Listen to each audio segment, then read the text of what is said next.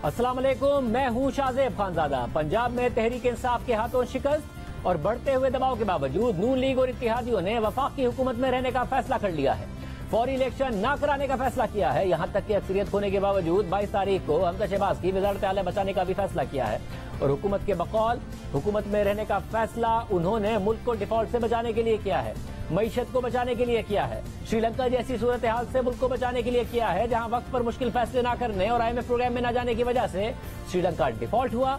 और अब petrol diesel यहां तक के खाने पीने की अशिया दरामद करने के लिए भी श्रीलंका के पास डॉलर्स नहीं है। मगर हुकूमत ने हुकूमत में रहने का फैसला तो कर लिया है।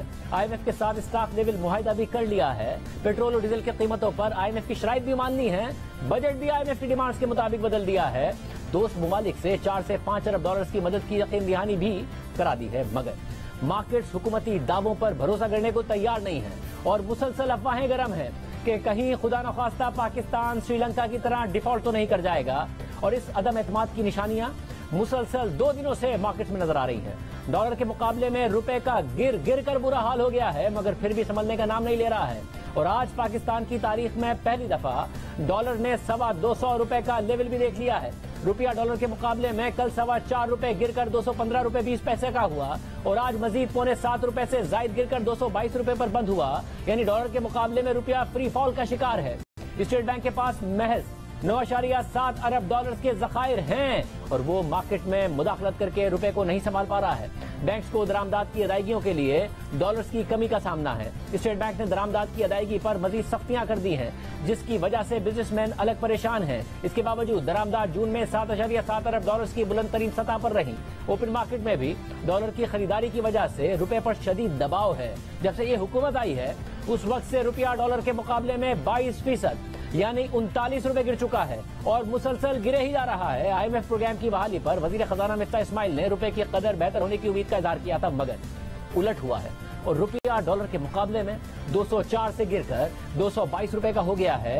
ये रुपया जितना गिरेगा उतना ही महंगाई का तूफान अलग आएगा। गुज़िश्ता चंद दिनों में रुपया गिरने की वजह से 15 से 20 रुपए फी लीटर पेट्रोल और डीजल की कीमतों में इजाफा तो सिर्फ इस वजह से हो सकता है। इसके अलावा बिजली पैदा करने वाली कंपनियों से मुआहदे भी डॉलर्स में हैं और ईंधन भी डॉलर्स में दरामद होता है, तो इससे बिजली और महंगी होगी, वरना गर्दिशी कर्जा और बढ़ेगा। हुकूमत ने गंदुम दरामद करने का फैसला किया है, मगर रुपया गिरने की वजह से दरामदशुदा गंदुम भी महंगी हो जाएगी। खाने पकाने का तेल बैनुल अक़वामी मार्केट में सस्ता हुआ है, मगर रुपया गिरने से अवाम को पूरी तरह इसका भी फायदा नहीं हो पाएगा। और दूसरी तरफ IMF से स्टाफ लेवल मुआहिदा होने के बावजूद स्टॉक मार्केट मुसलसल गिरावट का शिकार है। मार्केट में कल और फिर आज भी ब्लड बाथ देखा गया है। कल स्टॉक मार्केट 700 पॉइंट्स गिरी, आज मार्केट तकरीबन 1000 पॉइंट्स गिरी। इंडेक्स 40,389 की सतह पर आ गया है। एक तो मार्केट गिर रही है, ऊपर से रुपया गिर रहा है, इसलिए डॉलर में स्टॉक मार्केट की वैल्यू 12 साल की कम तरीन सतह पर आ गई है। यानी सिर्फ 30 अरब डॉलर्स की सतह पर मार्केट आ गई है, जो 2010 में थी। 2017 में पनामा फैसला आने से पहले मार्केट का साइज 100 अरब डॉलर्स का लेवल क्रॉस कर गया था और उसके बाद से मुसलसल गिर रहा है। दूसरी तरफ हुकूमत का दावा है कि IMF से स्टाफ लेवल मुआहिदा होने के बाद डिफॉल्ट का खतरा टल गया है, मगर पाकिस्तान के बैनुल अक़वामी बॉन्ड्स की कदर आधी रह गई है।